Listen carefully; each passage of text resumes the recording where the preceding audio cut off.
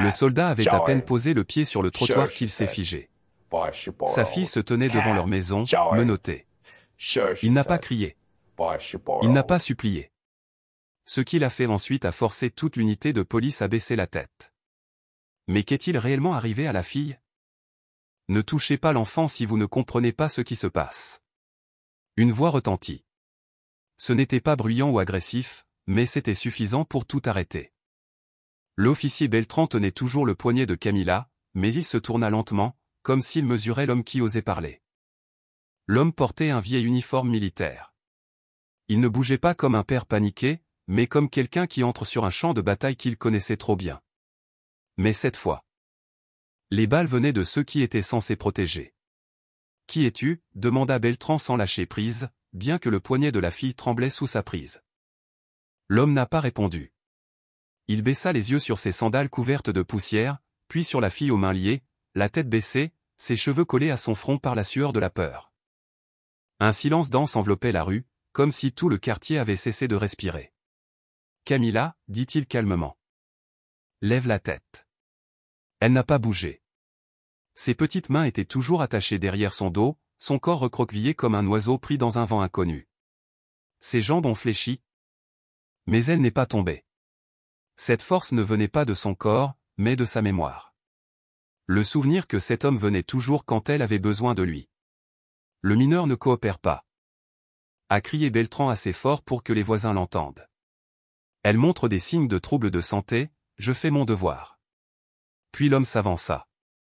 Il n'a pas menacé, mais personne n'a osé l'arrêter. Il tendit la main, non pas pour frapper ou arracher, mais pour poser doucement sa main sur le poignet qui tenait sa fille. Il a appuyé, juste assez. Laisse-la partir maintenant. Beltran gloussa. À moitié moqueur, à moitié provocateur, comme si personne n'avait jamais osé lui parler comme ça auparavant. Mais l'homme ne bougea pas sa main et ne quitta pas des yeux le poignet de sa fille. Parce qu'un enfant menotté s'en souviendra toute sa vie. Mais un père qui tenait autrefois une arme pour protéger des inconnus ne peut pas rester immobile quand c'est sa propre fille qui est traînée dans la rue. Je suis son père, dit-il finalement. Et je ne le dirai pas une troisième fois. Beltran lâche prise. Non pas par peur, mais à cause de ce regard, différent de tout ce qu'il avait vu dans toute sa carrière. Ce n'était pas le regard rebelle d'un criminel, ni le regard timide d'un citoyen ordinaire. C'était le regard de quelqu'un qui avait traversé la vie et la mort à de nombreuses reprises et qui avait toujours choisi de revenir. « Ton nom » demanda Beltran en reculant d'un demi-pas. Rogelio Navarro. Emilio Castanda, le jeune cadet qui observait à quelques mètres de distance, ne dit rien. Il regarda Rogelio, puis Beltran. Dans son esprit, la même question résonnait. Une question à laquelle aucun manuel de formation ne vous apprend à répondre. Dans cette situation, qui a réellement tort? Camilla leva la tête. Ses yeux brillaient, non pas de douleur, mais d'humiliation. Tremblante, elle murmura pour que seul son père puisse l'entendre. « Papa. Je ne sais pas ce que j'ai fait de mal. » Rogelio n'a pas répondu tout de suite. Il a retiré les menottes sans précipitation, d'un geste ferme et délibéré. Il posa sa main sur son petit poignet, où les marques rouges brûlaient encore. Une femme qui regardait à proximité, une voisine, parlait avec une neutralité prudente. « Monsieur Navarro, je ne prends pas parti. Mais la fille j'ai aussi des enfants, vous savez et en la voyant comme ça, on dirait qu'elle pourrait avoir une maladie rare. » Rogelio ne la regarda pas. Il a simplement attiré sa fille contre lui, la protégeant de son corps. Non pas parce qu'il craignait la violence, mais parce que ce monde oublie trop facilement à quoi ressemble la compassion. Je comprends et j'espère que votre enfant n'aura jamais à se retrouver là où le mien est maintenant. Emilio se redressa un peu, comme s'il voulait parler. Mais le regard perçant de Beltran le transperça comme une lame et le garda silencieux. Quelques instants plus tard, Emilio expira. Un soupir qui ne s'est jamais transformé en mots. Mais qui a suffi à l'attentif pour comprendre quelque chose. L'intégrité commence souvent par le silence qui tient bon. Nous faisons juste notre travail, a déclaré Beltran à voix haute, scrutant la foule à la recherche d'alliés. Nous ne pouvons pas laisser les émotions interférer avec la loi. Rogelio s'accroupit et remit la sandale de Camilla. Il n'a rien dit. Un petit geste. Mais plus fort que 1000 justifications. Vous n'avez pas le droit d'utiliser la loi pour justifier ce qui est mal, a-t-il dit calmement en se levant. Moi aussi je porte un uniforme. Je connais la différence entre un ordre et une conscience. Ce que mon esprit choisit d'entendre est la raison pour laquelle je suis toujours en vie et la raison pour elle. À quelle je suis revenu. Beltrand serra la mâchoire et se tourna vers la voiture de patrouille, incapable de cacher sa colère. Ce n'est pas fini, murmura-t-il. Mais personne ne répondit. Camilla resta immobile, regardant la maison. Elle tremblait, non pas de froid, mais de ce sentiment amer d'être rejetée par le monde sans jamais comprendre pourquoi. Rogelio se pencha et la souleva dans ses bras, de la même manière qu'il l'avait fait le jour où il l'avait ramenée à la maison pour la première fois de l'hôpital. Emilio fit quelques pas vers eux.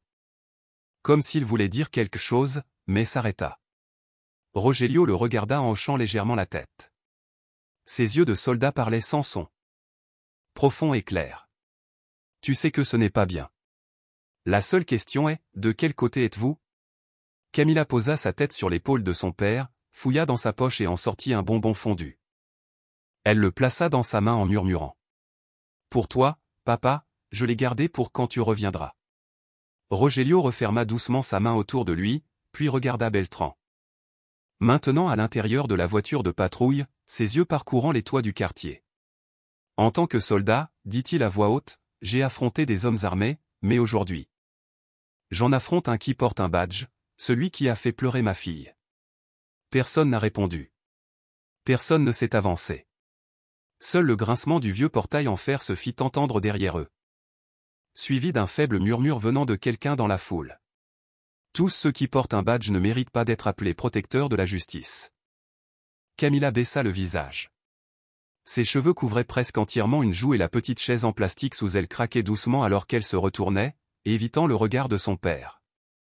Rogelio se tenait en face d'elle, tenant toujours le chiffon qu'il avait utilisé plus tôt pour s'essuyer les mains, les doigts emmêlés dans ses fils usés comme une vieille habitude. Comme si s'y accrocher l'aidait à éviter le nœud qui se formait dans sa gorge.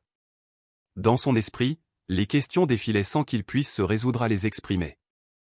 Et le silence entre le père et la fille devint si épais qu'on pouvait entendre le rythme brisé de la respiration de l'enfant. Ça pique juste un peu, papa, ne t'inquiète pas. Dit Camilla d'une voix si faible qu'elle disparut presque dans l'espace entre eux.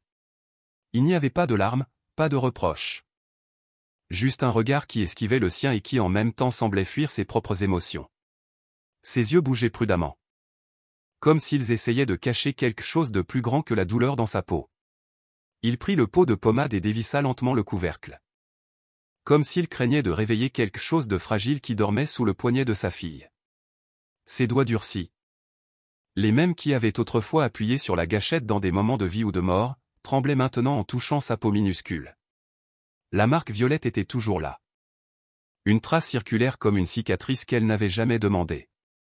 Les mains qui autrefois bandaient les camarades blessés au combat étaient désormais confrontées maladroitement à un autre type de blessure. Celle d'un enfant survivant dans la ville. Les rides sur son front ne parlaient pas de colère ou d'épuisement, mais de tristesse silencieuse, d'impuissance silencieuse. Au plus profond du cœur de chaque soldat réside une peur non pas de la guerre, mais de voir ceux qu'ils aiment souffrir, non pas des balles, mais de la froide indifférence de ceux qui les entourent. Ce n'est pas le bruit des coups de feu, mais la cruauté des involtes qui fait qu'un soldat baisse la tête en silence. Camilla repoussa son bol de soupe sans lever les yeux. Je ne veux pas manger, je me sens fatigué, je t'ai fait passer pour un moche aujourd'hui. Rogelio leva les yeux. Tu n'as rien fait de mal. Camilla. La mauvaise chose est d'être jugée sans qu'on le lui demande. Elle n'a pas répondu. Elle était juste assise là, comme si elle espérait que personne ne la remarquerait. Des larmes emplirent ses yeux sans un bruit, suspendues comme la rosée du matin sur ses cils délicats. Une fillette de 5 ans ne devrait jamais savoir ce que cela fait d'être regardée avec dédain. Et encore moins croire que son existence même est une nuisance. Rogelio ne s'est pas approché d'elle tout de suite. Ne s'est pas précipité pour l'embrasser. Il savait que certaines douleurs doivent être exprimées à voix haute avant de pouvoir être guéries, comme le souffle que l'on prend après une chute brutale. Il la laisserait parler quand elle serait prête, car la patience est aussi une forme d'amour, une forme qu'il avait apprise après des années passées à vivre à la limite entre la vie et la mort. Au parc, il y a 2 jours, il y avait 2 filles sur les balançoires, a déclaré Camilla. Je me suis approché. Je leur ai juste demandé s'ils voulaient jouer avec moi. Sa voix s'est brisée. Mais est restée stable. Ils ont regardé mes mains et ont murmuré des choses. Ils ont dit que j'avais quelque chose de sale. Ils ont dit que si je les touchais, leur peau deviendrait blanche comme la mienne. Rogelio n'a pas interrompu. Ce qu'il n'avait jamais entendu, il l'écoutait avec son cœur. Un père n'a pas besoin de donner de réponse. Seulement d'être présent lorsque sa fille ose enfin partager ce qu'elle a gardé enfoui pendant bien trop longtemps. Il avait mené de nombreuses batailles. Mais jamais une où celle qui était blessée était sa propre petite fille. Je me suis détourné, mais j'ai entendu leur rire. Ce n'était pas le genre de rire qu'on entend quand on regarde des dessins animés, papa. Ce rire m'a fait mal au ventre.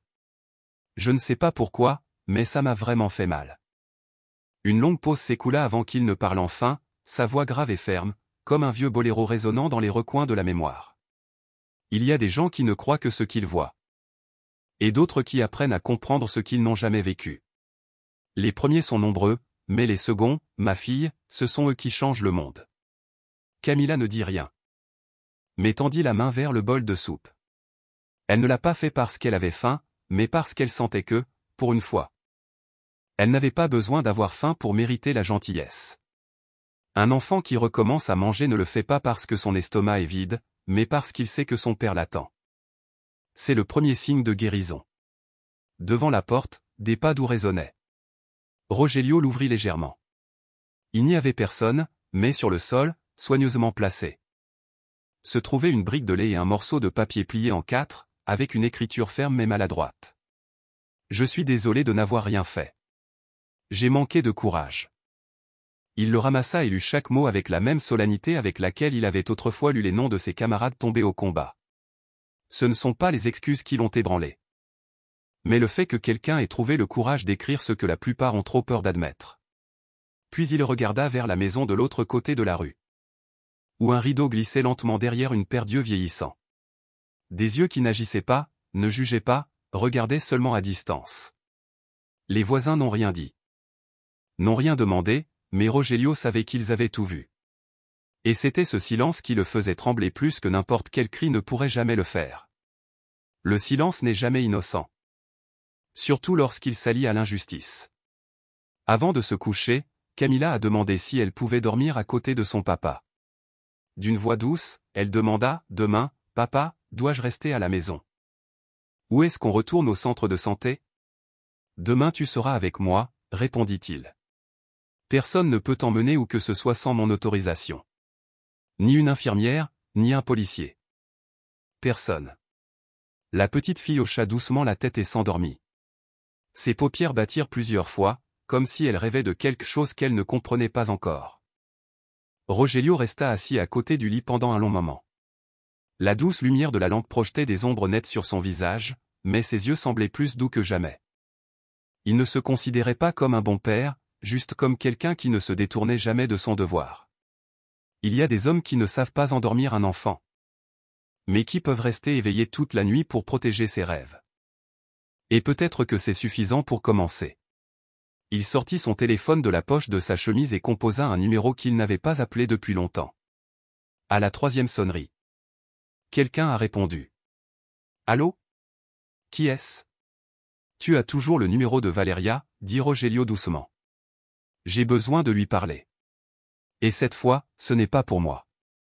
C'est pour ma fille. » Emilio était assis, les deux mains posées sur ses genoux, essayant de les empêcher de trembler. Il ne savait pas ce qui pesait le plus en lui. La tasse de café intacte ou le long silence du sergent Vega. Dans ce bureau, avec sa fenêtre fermée et le climatiseur sifflant comme un vieil homme asthmatique. Tous les autres semblaient disparaître. Tu es nouveau. Ne crois pas en savoir plus que quelqu'un qui est assis là depuis 10 ans. N'en rêve même pas. La voix de Vega n'était ni forte ni aiguë, mais basse et implacable, comme le bruit de frappement à une porte que vous avez déjà entendu trop de fois auparavant.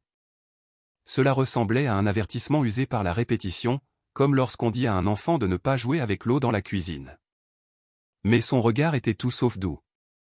Il n'y avait aucune douceur, seulement un avertissement silencieux, pas tranchant, mais lourd de poids. Dans ses yeux, il n'y avait pas de place pour le doute. Et encore moins pour le choix. Je pensais juste. Tu n'as rien vu, interrompit Vega en poussant le dossier vers lui. Vous avez vu une fille incomprise. Mauricio a agi selon les règles. Et si vous pensez encore qu'il y a quelque chose qui mérite d'être écrit, réfléchissez à ceci, Mauricio n'est pas n'importe qui. Il est soutenu au plus haut niveau. Personne n'a rien dit après ça. Emilio hocha à peine la tête, plus par réflexe que par accord, se rétrécissant sous un regard trop profond. Il n'approuvait ni n'objectait. Il voulait juste quitter la pièce avant que quelque chose en lui ne se brise.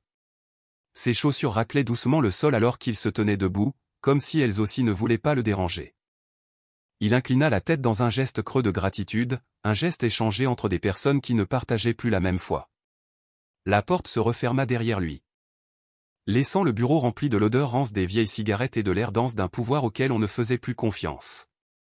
Dans le couloir, l'officier Lopez s'appuyait contre le mur, jouant avec sa radio comme s'il écoutait un jeu. Il plissa les yeux et sourit, même si on ne savait pas si c'était de la moquerie ou de la sympathie. « Emilio ? J'ai entendu dire que tu écrivais quelque chose, hein ? À propos de cette petite fille ?» Il ne répondit pas, mais c'est pas ralentir. « Ne t'attire pas d'ennui, gamin. Cette fille est trop pâle. C'est peut-être à cause de sa peau, de son âme, ou peut-être qu'elle est simplement née dans la mauvaise maison. Qui sait ? Tu n'as pas l'intention de jouer les héros, n'est-ce pas ? » Emilio s'arrêta complètement, se retourna, mais ne croisa pas le regard de Lopez. « J'essaie simplement de comprendre quelle loi nous servons réellement. » « La loi du silence. » Sourit Lopez en lui tapotant l'épaule. « La loi qui protège ceux qui veulent garder leur siège au chaud un peu plus longtemps. » De retour à son bureau, Emilio alluma l'ordinateur et commença à taper le rapport. Il n'a pas écrit comme quelqu'un qui accuse. Il écrivait comme quelqu'un qui avait peur que s'il ne le faisait pas, le pire se reproduise et que personne ne se souvienne de la petite fille qui tremblait sur le pas de sa porte. En corrigeant le numéro d'unité et en corrigeant la syntaxe de l'entête, Lucia Torres est apparue avec une pile de fichiers. Elle les posa discrètement sur le bureau, jeta un coup d'œil à l'écran et dit doucement, nom propre en majuscule et numéro d'unité complet. Ne laissez pas une faute de grammaire gâcher le message. Il resta immobile, puis leva les yeux. Je ne suis qu'une secrétaire, Emilio. Mais je suis aussi une mère. Et je sais ce que l'on ressent quand quelqu'un fait pleurer son enfant et que personne ne dit un mot. Elle n'attendit pas de remerciement, s'éloigna simplement, laissant derrière elle l'odeur d'un léger parfum et le devoir corrigé. Alors que l'aiguille des minutes dépassait à peine les 12, Emilio se dirigea vers l'arrière du bâtiment, portant une croûte de pain sec et une serviette froissée. Il ne voulait pas aller à la cafétéria, où parfois les regards parlaient plus fort que les mots. Le vieux banc de pierre sous le nef connaissait déjà sa présence. Il l'accueillait en silence, comme s'il comprenait qu'il y a des jours où un homme a simplement besoin de paix. Des pas doux résonnèrent derrière lui. Une jeune silhouette est apparue. C'était Jairo, un collègue encore plus récent qu'Emilio, qui tenait un verre de jus encore perlé de gouttelettes froides. Il ne dit rien, posa simplement le verre à côté de lui et s'assit. L'espace entre eux n'était ni trop proche ni trop éloigné, juste assez pour ne pas se sentir seul. Beltrán m'a rétrogradé parce que je l'avais interrogé lors d'une perquisition dans la mauvaise maison. Personne ne m'a cru. Après ça, j'ai appris à me taire. Mais ce jour-là, le jour où vous lui avez tenu tête, j'ai vu quelque chose dont j'avais rêvé que cette institution pourrait encore être. Emilio regarda Jairo sans répondre. Mais la main qui tenait le stylo se tendit légèrement. Beltrán m'a rétrogradé pour l'avoir interrogé après avoir perquisitionné la mauvaise maison. Personne ne m'a cru. Après cela, j'ai appris à rester silencieux. Mais ce jour-là, tu lui as tenu tête. J'ai vu quelque chose dont j'avais rêvé que cette institution pourrait devenir. Pourtant, Emilio n'a pas répondu. Il est retourné à son bureau et a imprimé le rapport. Le papier était encore chaud. Il n'a pas osé le livrer tout de suite. Dans son esprit, le visage de Camila apparaissait. Ses petits yeux tremblants, comme si elle essayait de demander quelque chose qu'elle ne savait pas encore nommer.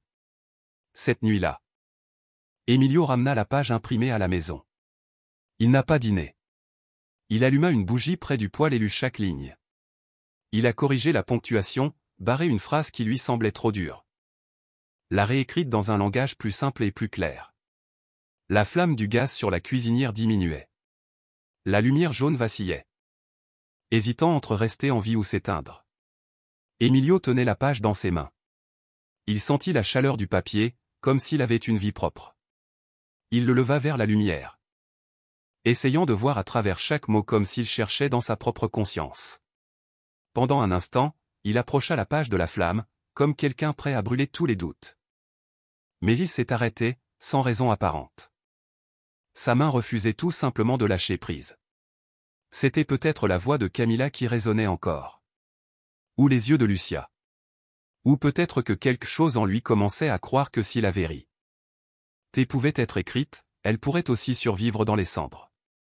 Il posa le papier sur la table, lissant soigneusement chaque coin, comme s'il redressait ses propres insécurités.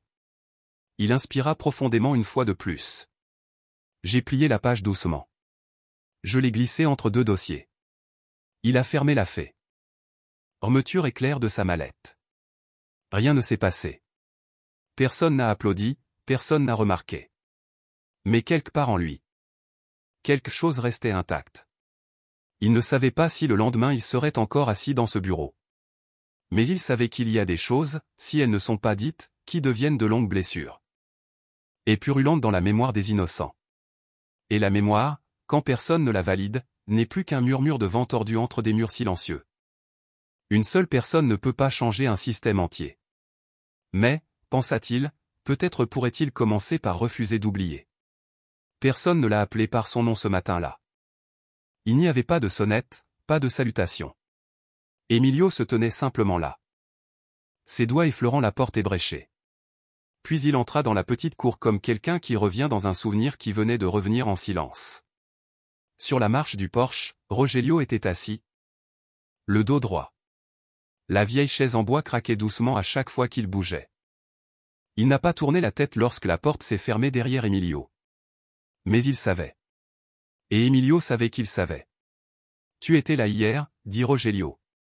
Sa voix n'était ni dure ni douce.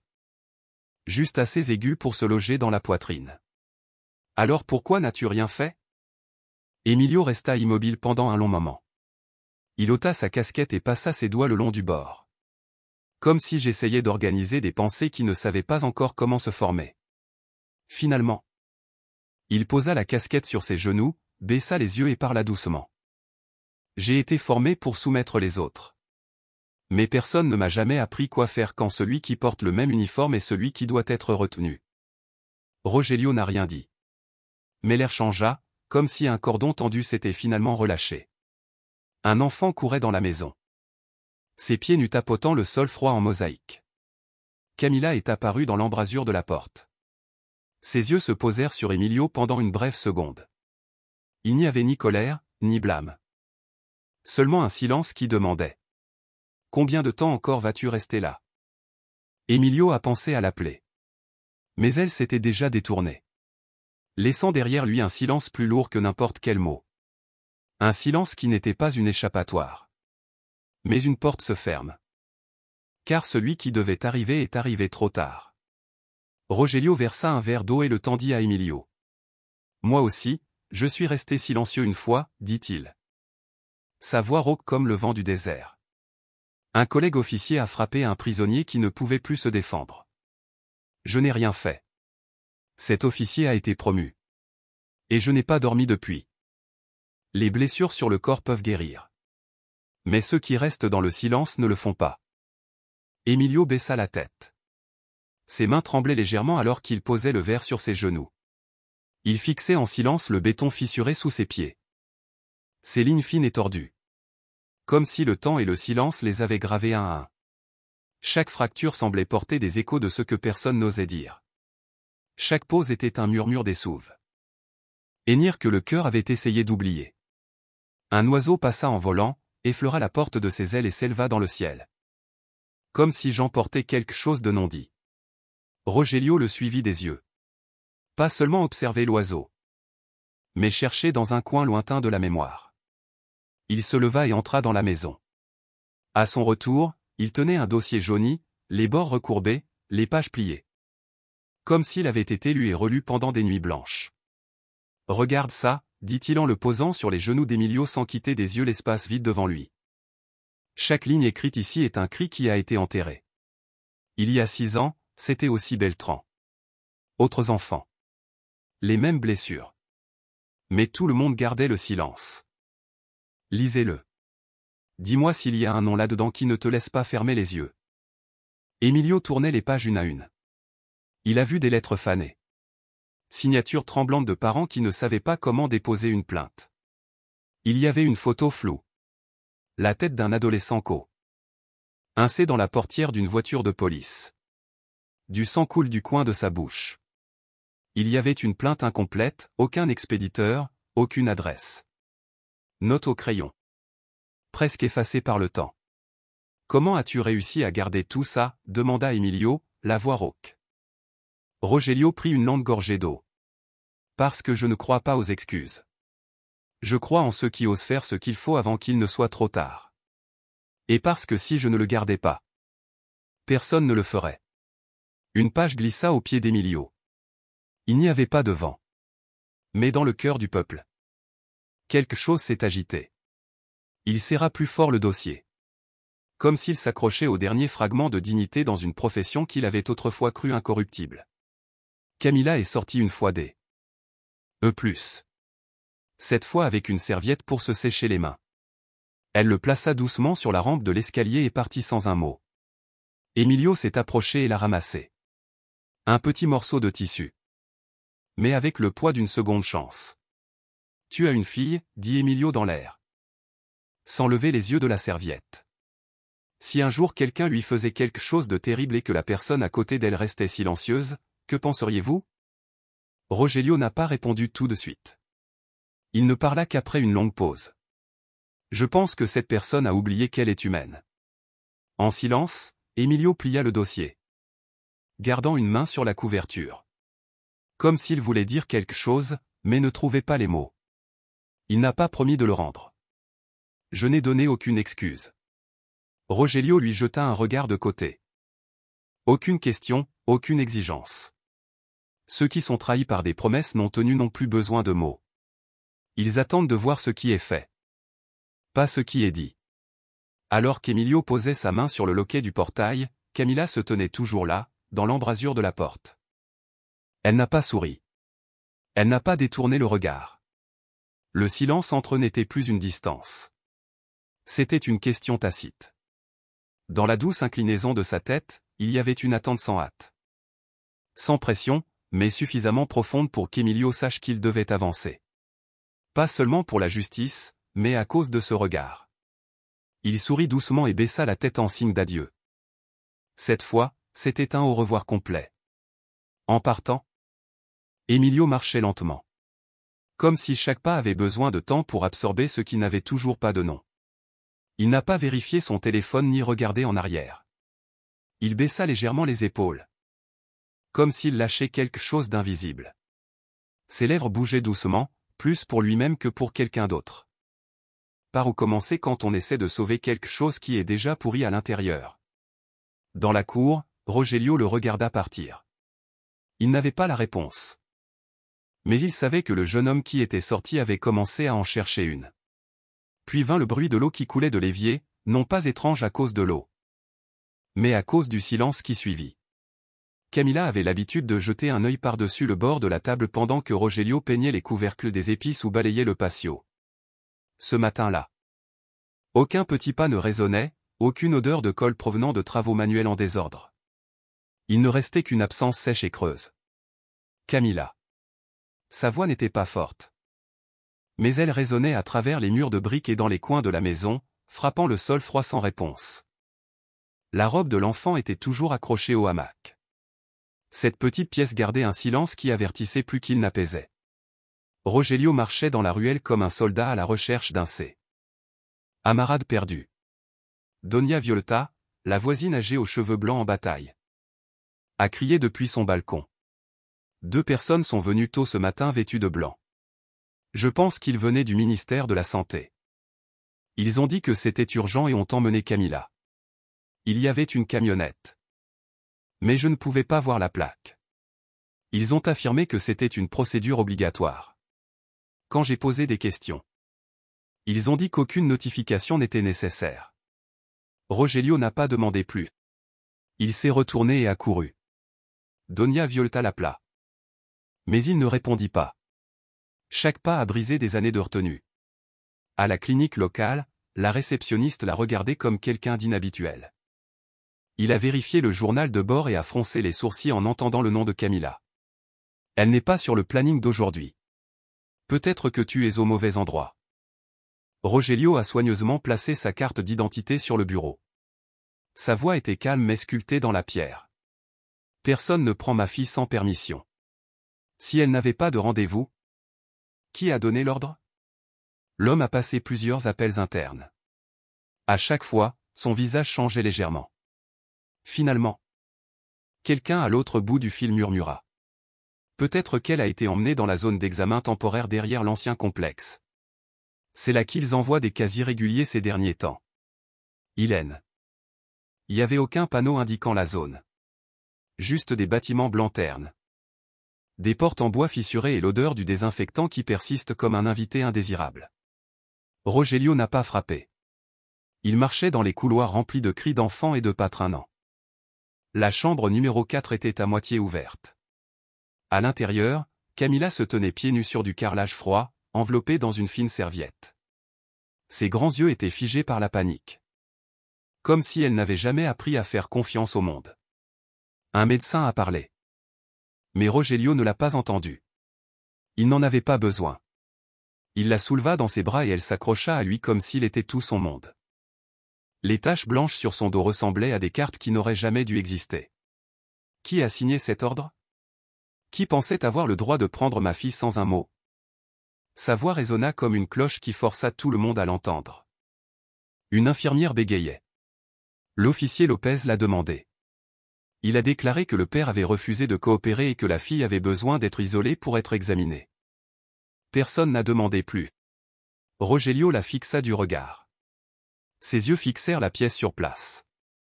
Un enfant détenu sans convocation, pas de travailleur social, pas de parents présents. Et vous appelez ça des soins médicaux? Personne n'a répondu. Il sortit en serrant Camila contre lui comme si sa chaleur était la dernière défense entre l'humanité et l'indifférence. Le personnel se tenait immobile. Les yeux écarquillés. Certains ont détourné le regard. D'autres ont ajusté leurs uniformes nerveusement. Personne n'a parlé. Sur le chemin du retour, Camila posa sa tête sur son épaule. Papa.